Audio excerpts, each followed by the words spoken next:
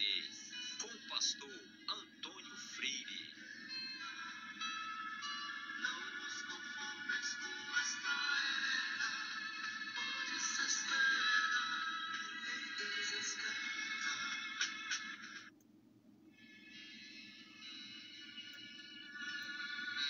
Meus queridos irmãos, a paz do Senhor, bom dia! Graças ao nosso Deus, estamos de volta. Estamos bem, vamos iniciar bem. Vamos fazer o que nós nos propomos. Aprender um pouquinho mais da palavra de Deus cada manhã. É uma bênção para nós. É uma maravilha quando nós nos propomos, quando temos propósitos e cumprimos esses nossos desejos espirituais, esses nossos propósitos espirituais. É uma bênção. E nós temos a belíssima história de Jairo, o príncipe da sinagoga, que foi ter com Jesus, pedindo ajuda, pedindo socorro. Jesus é maravilhoso. Não fez acepção de pessoas. Não faz acepção de pessoas. Louvado seja Deus. Evangelho de Marcos, capítulo 5, versículos 21 a 23 e os versículos 35 a 43. A história extraordinária. E Jesus, passando outra vez num barco para o outro lado, ajuntou-se a ele uma grande multidão, e ele estava junto do mar. E eis que chegou um dos principais da sinagoga, por nome Jairo, e vendo-o, prostrou-se aos seus pés. E rogava-lhe muito, dizendo: minha filha está à morte. Rogo-te que venhas e lhe imponhas as mãos, para que sare e viva. Versículo 35. E estando ele ainda falando, chegaram alguns dos principais da sinagoga e disseram: a tua filha está morta. Para que enfadas mais o mestre? E Jesus, tendo ouvido essas palavras, disse ao principal da sinagoga: não temas, crê somente. E não permitiu que alguém o seguisse, a não ser Pedro, Tiago e João, irmão de Tiago. E tendo chegado à casa do principal da sinagoga, viu alvoroço e os que choravam muito e pranteavam. E entrando, disse-lhes: por que vos alvoroçais e chorais? A menina não está morta, mas dorme. E riam-se dele. Porém, ele, tendo-os feito sair, tomou consigo o pai e a mãe da menina, e os que com ele estavam, e entrou onde a menina estava deitada. E tomando-a pela mão, disse-lhe: Talita cumi, que traduzido é: menina, a ti te digo, levanta-te. E logo a menina se levantou e andava, pois já tinha 12 anos. E assombraram-se com grande espanto, e mandou-lhes expressamente que ninguém soubesse, e disse que lhe dessem de comer. Meus queridos irmãos, era muito difícil guardar um segredo deste. Se a família tivesse tomado conhecimento ou experimentado aquela situação sozinho, poderia até ser, mas tinha uma multidão. Quando Jesus chegou ali, já tinha algumas pessoas, já tinha um alvoroço. O versículo 38 Os versículos primeiros que nós lemos, 21 a 23, é o pai aflito procurando Jesus para pedir ajuda. E quando ele está falando com Jesus, chega alguém da sua casa para dar a terrível notícia que a menina acabaram de morrer. E ainda pergunta, para que incomodar o mestre? Para que incomodar o mestre? A menina já morreu, já está na casa do sem jeito. Acontece que Jesus ouviu isto e disse a ele, não temas, crê somente. Jesus via a fé daquele homem. Ora, não era fácil um mestre de sinagoga, um principal de sinagoga, que era, na grande maioria, um fariseu, pessoas com excelente preparo, e procurar Jesus. Se ele estava ali procurando Jesus, já demonstrava uma diferença, já estava demonstrando que tinha fé, e quem tem fé, Deus honra. Então Jesus diz para ele, não temas, crê somente. Certamente isto foi muito confortador para ele. Ele ouviu do Senhor Jesus, não temas. A notícia que estava ouvindo, que ele estava ouvindo ali é que já tinha acabado, não tem mais jeito. A turma fala, todo mundo sabe, a morte já tinha acontecido. Então não tem jeito. Mas o Senhor Jesus, que conheceu o homem, viu a fé do homem, o Senhor Jesus disse para ele, não temas, crê somente. E Jesus vai com ele e com os discípulos, 3 discípulos, Pedro, Tiago e João.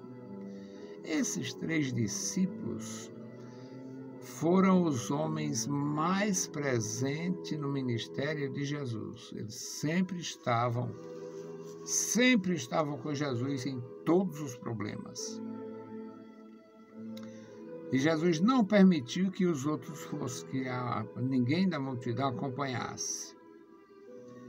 E quando chegaram lá, Jesus viu o alvoroço. O versículo 38 diz, tendo chegado à casa do principal da sinagoga, viu o alvoroço e os que choravam muito. Havia pessoas chorando, pranteando. E Jesus disse-lhe, por que vos alvoroçais e chorais? A menina não está morta, ela está dormindo.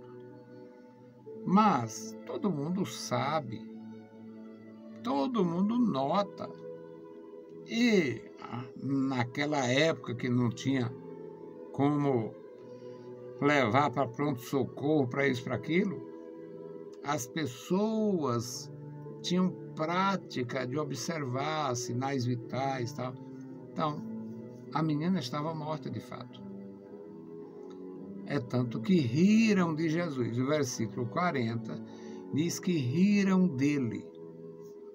Riram dele.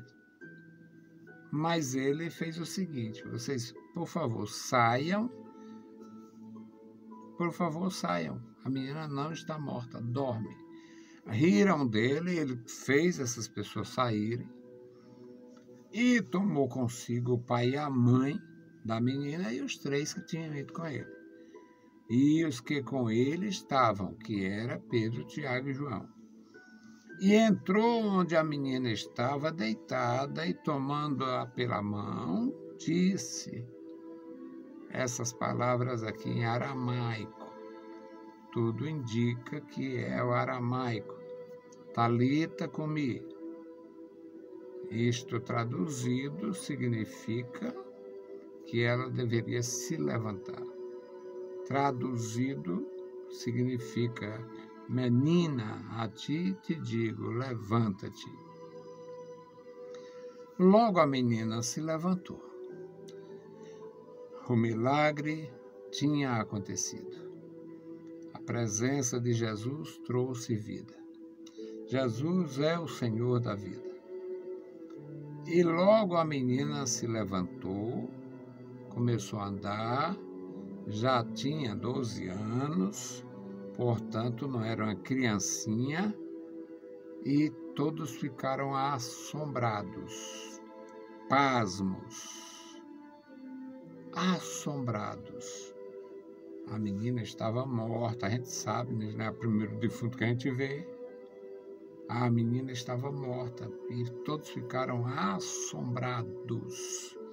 Assombraram-se com grande espanto. E Jesus ordenou: olha, não comente isto com ninguém.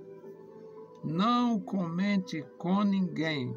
Mandou-lhes expressamente que ninguém o soubesse. E disse que lhe dessem de comer. Na grande maioria dos casos, dos milagres acontecidos por Jesus, eram feita esta recomendação. Não diga a ninguém e tal, mas era muito difícil. Uma pessoa doente, um paralítico, um cego de nascença, não comentar. Além de chamar a atenção pelo fator proximidade, tudo era próximo, quase todo mundo se conhecia.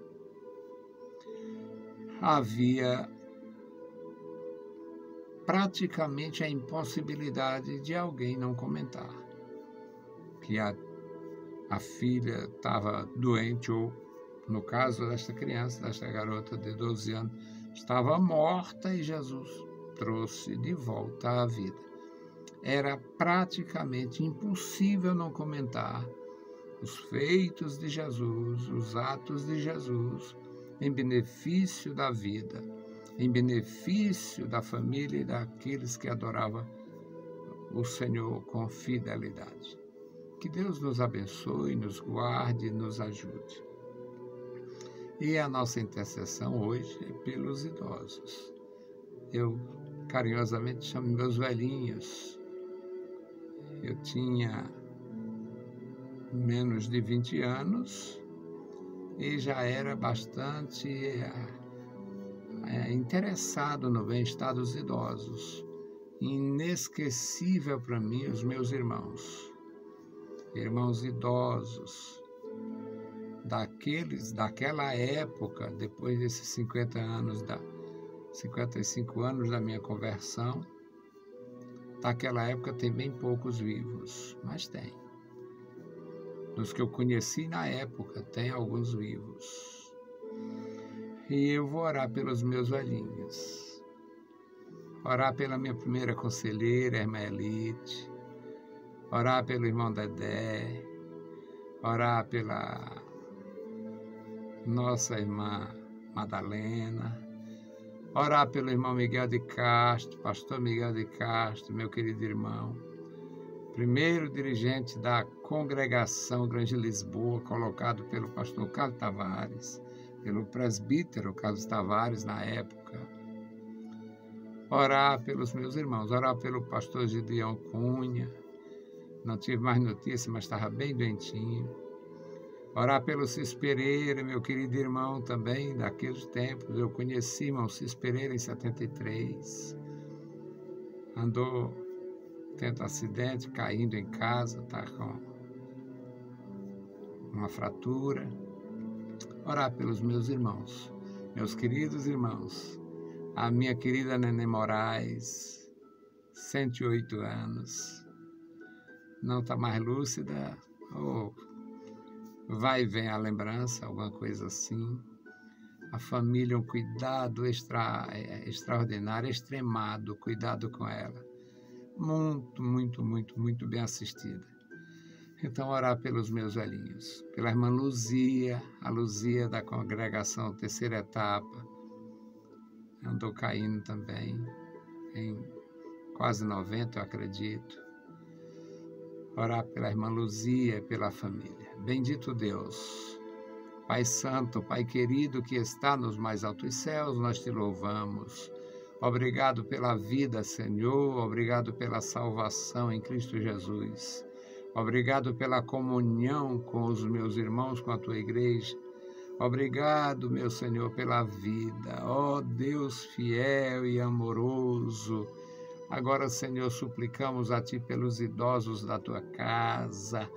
Guarda toda a Tua igreja, Senhor, e principalmente os fragilizados. Guarda, Senhor, os Teus servos e servas, idosos, enfermos. Tu conheces, Senhor, a condição física, emocional e espiritual de cada um. Deus fiel, abençoa, toma em tuas santas mãos cada um dos teus servos, dando graça, vitória, vigor, meu Senhor, e a bênção da comunhão até o fim. Deus fiel, Deus misericordioso, guarda os meus irmãos em todo lugar. Em nome de Jesus Cristo, nós te pedimos. Amém. Meus queridos irmãos, a paz do Senhor e bom dia.